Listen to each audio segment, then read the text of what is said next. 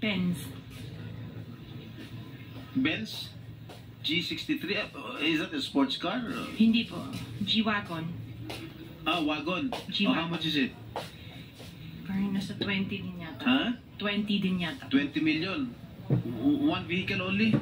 Oh, what else? Yung Cadillac po. What kind of Cadillac? Yung SUV. Escalade? Yes. Oh, magkano? Parang yan, mga 11 yata po yun. Bulletproof? No. Isa lang. One white, one black. Oh, dalawa. Both. At 11 million each. Yung isa 8. Yung black. Long wheelbase? Yes po. What else? Yung GMC. What is this GMC? SUV lang to? Yes po. Oh, how many? Dalawa. Dalawa rin. How much each? Parang nasa 11 din yata siya. 11 million each. What else? Yung Lahat mahal yung Suburban. Suburban. Oh, ilan? Isa lang po. Pero I bought that here. Oh, Local. Bakit itong mga sinasabi mo? Sabi mo, binili mo sa local dealer dito. Oo, local dealer. Oh. Ay, ibig sabihin, importer. Pero this one sa casa binili yung Suburban po. Oh, magkano? Parang nasa 3 lang yata siya nun. 3 million? Oo. Brand new? Second hand? Binili mo second hand? Tapos lahat itong mga luxury cars mo, yung mga Rolls Royce, Maybach, Bentley, Escalade, G63, pare brand new. Opa. Bakit bumili ka na second hand Suburban? Ano na siya yung lumang model? Hindi siya yung brand new model. Kaya nga, bakit ka bumili ng second hand? Kasi yun lang yung Samantalang lahat available. mga Kasi that was the mamahalin na- time, at that time it was pandemic. So that was the time na yun lang ang available niya. When did you acquire all these luxury cars? All at the same year? No po. When? Since 2022, 21. 2022. May 2021 pa po. 2021. So ilang beses ka bumili ng kotse sa isang taon? Minsan sa isang taon, isa. Or kaya minsan 3 yung iba. Luxury. Opo. Kailan ka natuwa ron sa payong ng Rolls Royce? Last year lang po. Last year mo lang na-purchase. Yes po. Yung payong. Dahil sa payong, bumili mo ha? Alright. Bukod sa mga nabanggit mo mga luxury cars, ano pa? Yung mga SUV ng mga engineers ko. Hindi, ilan lang to? 3, 4, 6, 8. I can't remember all at the top of Sa my dami. head. Oo. Sa dami. Apa. So, doon sa 28 na pinurchase mong mga luxury cars, ilang taon mo binuno yun? Yung iba, You started purchasing these luxury cars on what year?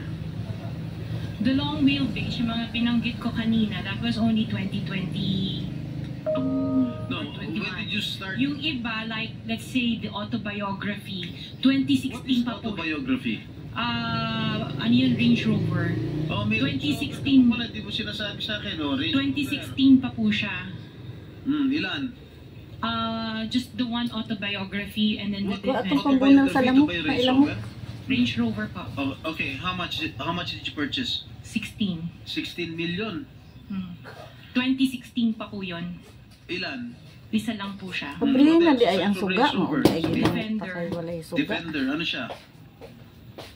Range Rover. Range Rover din. Oh. Ilan? Isa lang po. Ilan, magkano? Nasa parang 7 yata yun. 7 million? Aha.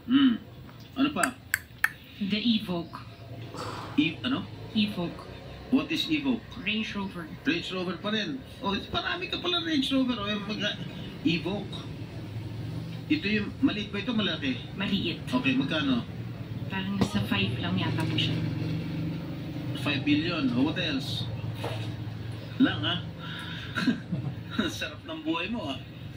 Oh, sige, ano pa?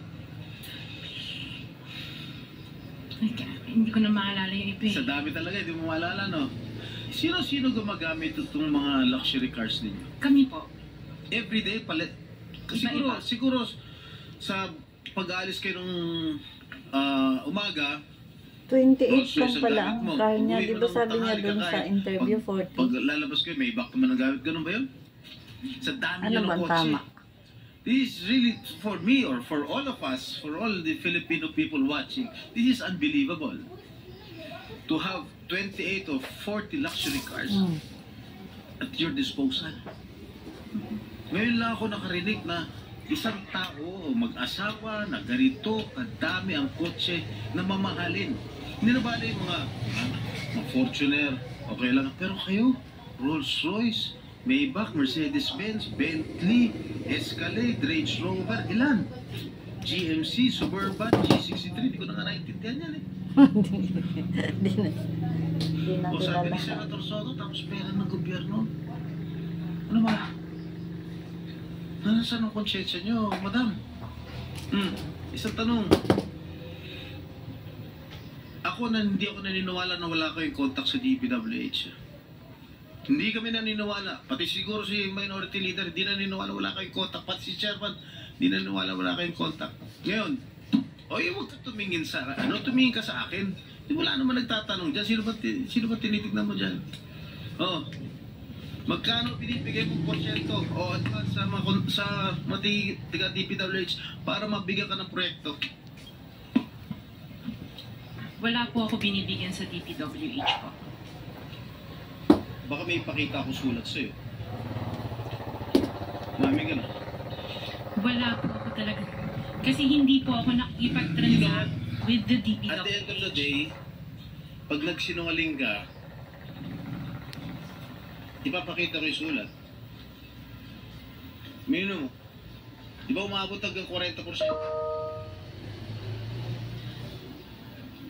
Wala po ako, sa DPWH wala po akong Sige. kausap talaga.